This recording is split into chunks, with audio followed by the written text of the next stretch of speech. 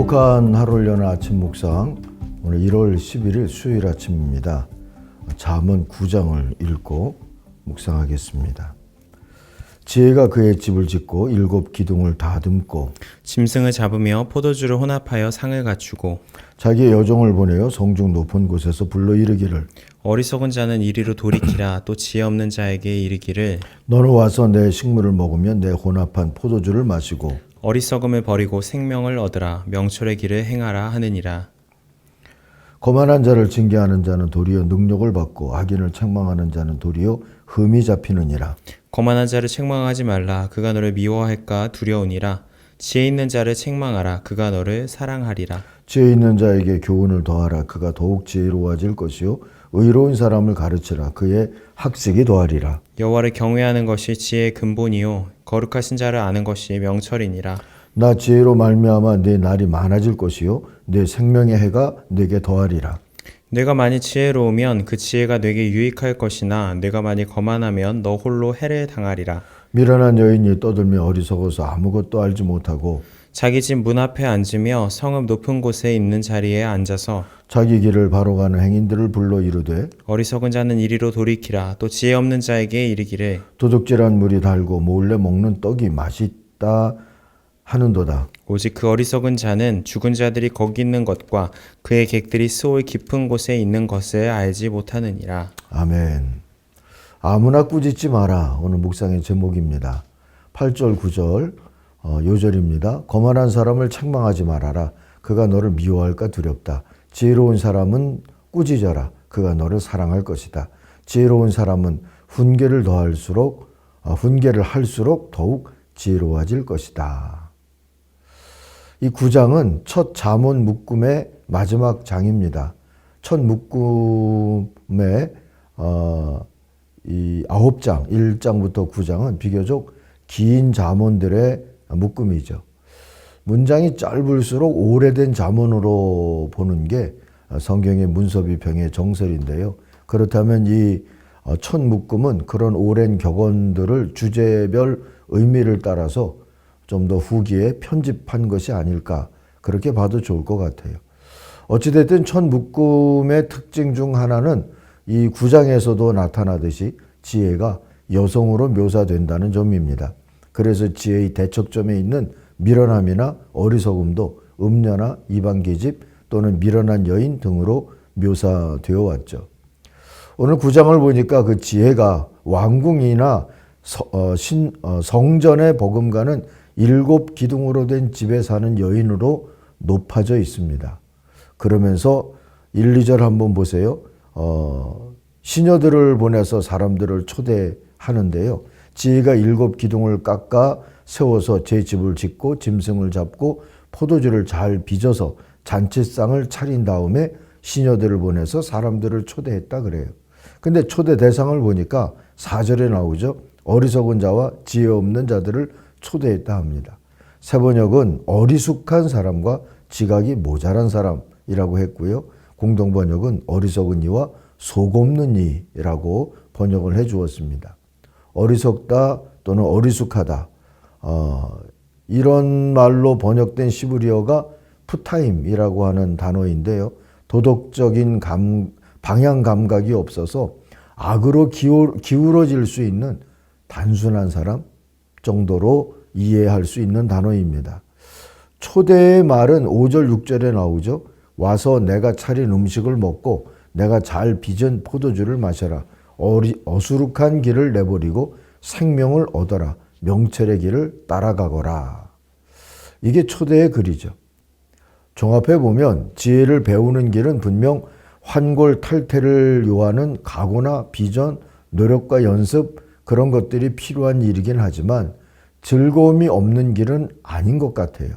왕궁의 잔치 같은 즐겁고 고귀한 그런 전망이 가능한 배움이다 라고 정리할 수 있을 것 같습니다. 어리석은 여자도 사람들을 초대한다 하고 비교되어서 나오죠. 그런데 그의 초대는 지혜의 초대에 비해서 천박하고 가볍습니다. 13절 이하 보니까 어리석은 여자는 수다스럽다. 지각이 없으니 아는 것이 아무것도 없다. 그러한 여자는 자기 집 문 앞에 앉거나 마을 높은 곳에 앉아서 제 갈 길만 바쁘게 가는 사람에게 어리숙한 사람은 누구나 이리로 발길을 돌려라 하고 소리친다. 지각이 모자라는 사람에게도 소리친다. 그랬어요. 17절 보니까 어리석은 여자의 초대의 말을도 보니까 역시 즐거움을 내세워서 초대를 하는데 그 초대사가 제안하는 즐거움의 전망 또한 천박해 보입니다. 훔쳐서 마시는 물이 더 달고 몰래 먹는 빵이 더 맛있다. 그러니 나하고 같이 가자. 뭐 그 얘기입니다. 어느 쪽 초대에 응하는 게 좋은 건지 분명해 보이지 않습니까?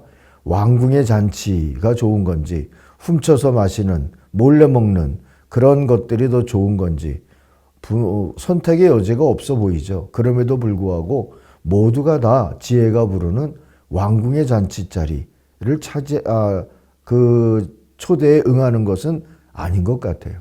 18절 보세요.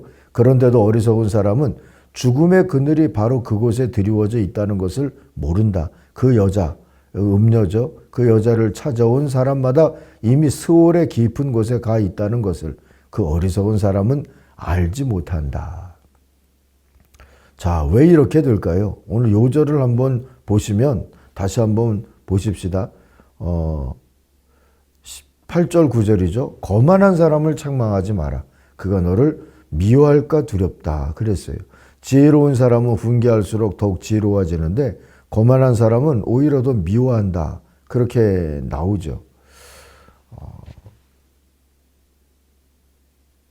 거만함이 문제다. 이렇게 오늘 말씀은 진단을 해주고 있습니다. 멋지게 나이 드는 법 46까지라고 하는 책의 저자 도티 빌링턴이 한 말이 있어요. 배우지 않으면 성장할 수 없고 성장이 없다면 배움도 없다. 배움을 통해 우리는 인생에 대한 이해를 넓힐 수 있다. 그랬습니다. 이런 배움의 자세가 없이 소위 가방끈만 길게 되어지면 사람은 거만해지죠. 나는 그래도 무슨 과정을 마쳤어. 뭐 이런 걸로 말입니다. 그런데 이렇게 지혜를 배우지 않고 정신적인 자극을 회피하는 거만한 이들은 나이 들어갈수록 정신과 육체가 모두 급격하게 쇠약해지고 천박해질 수밖에 없죠. 반면에 늘 배우는 이들, 그것도 겸손한 자세로 배우는 사람들은 늙어도 건강하고 고결한 인품을 드러낼 수 있습니다. 잘 사는 인생이란 이렇게 보면 겸손한 배움으로 도달한 지혜로운 늙음이라고 할 수 있지 않을까 싶어요.